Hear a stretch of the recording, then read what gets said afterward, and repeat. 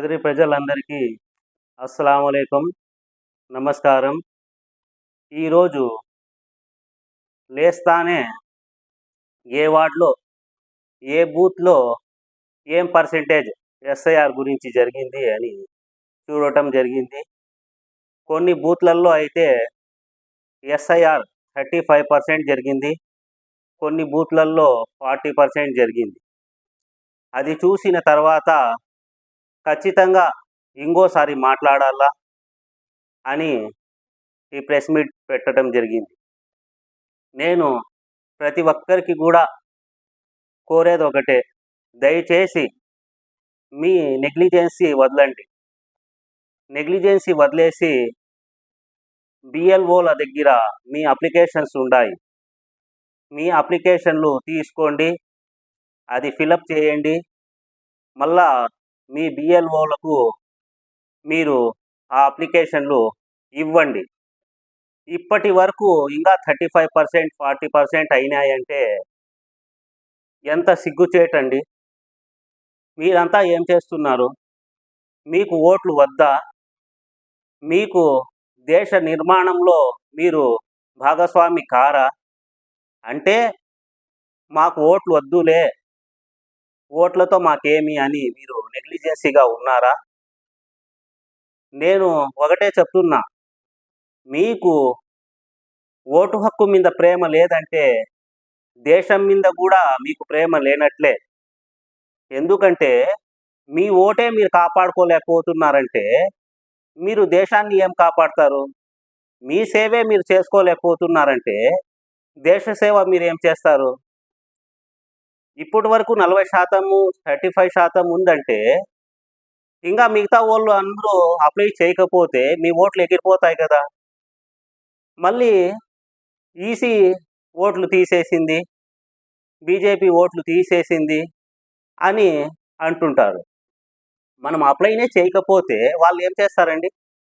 First మనం బాధ్యత ఏమి? నా ఓటు హక్కు నేను ఎక్కించుకోవాలా. ఎవరి ఓటు హక్కు వాళ్ళు పోయి ఎస్ఐఆర్ ఫామ్ ఫిలప్ చేసి ఇవ్వాల. ఇకపోతే ఓటు వెళ్ళిపోతుంది. చాలా పార్టీలు ఇదే విధంగా నెగ్లిజెన్సీ చేసుకొని మొన్న దీది గారు ఓడిపోయినారు. అయ్యో బీజేపీ పార్టీ ఓట్లు తీసేసింది, వాళ్ళు గెలిచేసినారు, ఈ పార్టీ ఓడిపోయింది అని చెప్పుకుంటున్నారు. ఆడ ఆ పార్టీ నెగ్లిజెన్సీ చేసింది కాబట్టి, వాళ్ళు పడే ఓట్లు వెళ్ళిపోయినాయి కాబట్టి వాళ్ళు ఓడిపోయినారు. వాళ్ళు చేసే తప్పిదం వల్లే వాళ్ళు ఓడిపోయినారు. ప్రతి ఒక్కరు కూడా, చాలామంది నాకు దేశం అంటే ప్రేమ, నా కులం అంటే ప్రేమ అనేవాళ్ళు కూడా నేను చెప్తున్నా, మీరు ఓటు హక్కు చేసుకోకపోతే మీరు దేశభక్తులే కారు. ఎందుకంటే ఓటు అనేది మనకు ఒక ఆయుధం.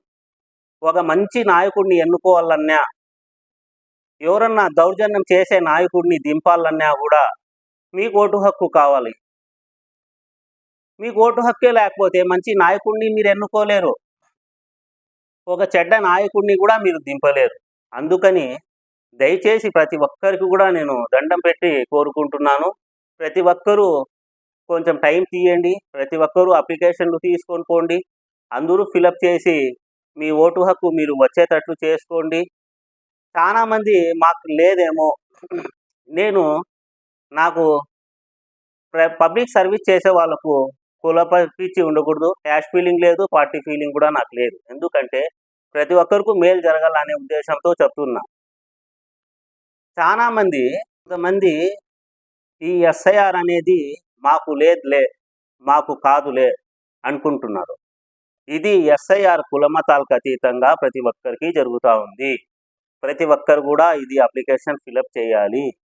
ఎగ్జాంపుల్గా నేనే అనుకోండి, మా పార్టీ అధికారంలో ఉంది, నేను అప్లికేషన్ వేసే అవసరం లేదులే అని నేను అప్లై చేసుకోలేదనుకోండి, నాకు ఓటు హక్కు రాదు. ఎవరైనా కానీ, ఏ క్యాస్ట్ అయినా కానీ, ఏ పార్టీ అయినా కానీ, ఖచ్చితంగా మీరు పోయి ఓటు హక్కు కోసం ఎస్ఐఆర్ అప్లికేషన్ ఫిలప్ చేసి ఇస్తేనే మీ ఓటు హక్కు వస్తుంది. దయచేసి ప్రతి ఒక్కరు కూడా అప్లై చేసుకోండి.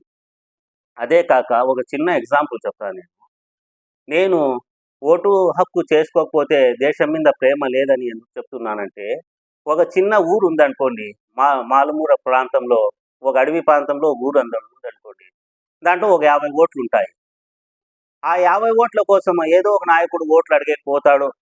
ఖచ్చితంగా మీ ఊరికి రోడ్డేపిస్తాను, మీ ఊరికి స్కూల్ కట్టిస్తాను, మీ ఊరికి అభివృద్ధి చేస్తాము అని వాగ్దానం చేసి ఆ ఊరు అభివృద్ధి జరుగుతుంది. ఆ ఊర్లో ఓట్లే లేవనుకోండి, ఎవరు పోరు. ఆ ఊర్లో ఓట్లే లేవు. ఆ ఊరికి పోయే అవసరం లేదు. ఆ ఊరికి అభివృద్ధి చేసే అవసరం లేదని. ఆ ఊరు అభివృద్ధి కాదు. ఆ ఊరోళ్ళు ఓట్లు చేపించుకుంటే ఆ ఊరు అభివృద్ధి అయితుంది. ఆ ఊరోళ్ళు ఓట్లు చేపించుకోకుండా, పట్టించుకోకుండా వదిలేసినారనుకోండి, ఓట్లు లేనప్పుడు ఎవరు ఆ ఊరికి పోయేది ఉండదు, ఓట్లు అడిగేది ఉండదు, అభివృద్ధి చేసేది ఉండదు.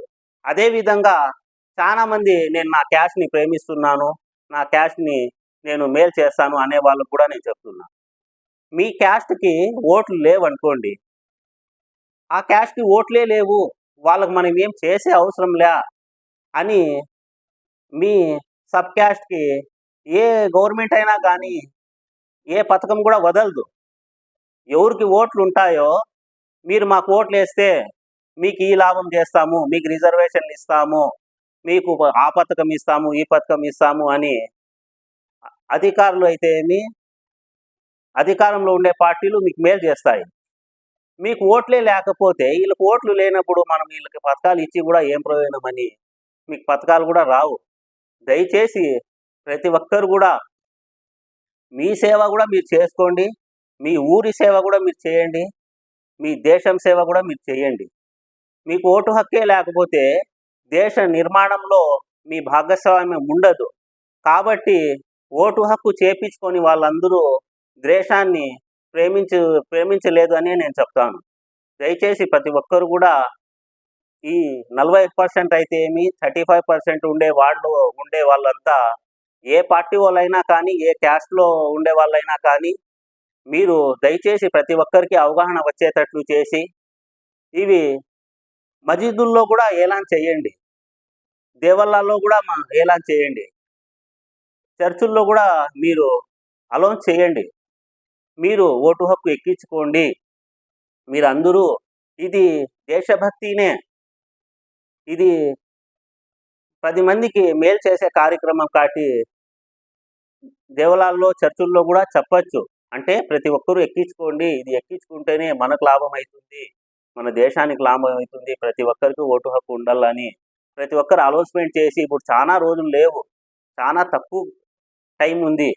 అందుకని ప్రతి ఒక్కరు కూడా అందరికీ అవగాహన చేసి, అందరూ ఓటు హక్కు ఎక్కించుకొని అందరూ లాభం పొందేటట్లు చేయాలని కోరుకుంటున్నాను.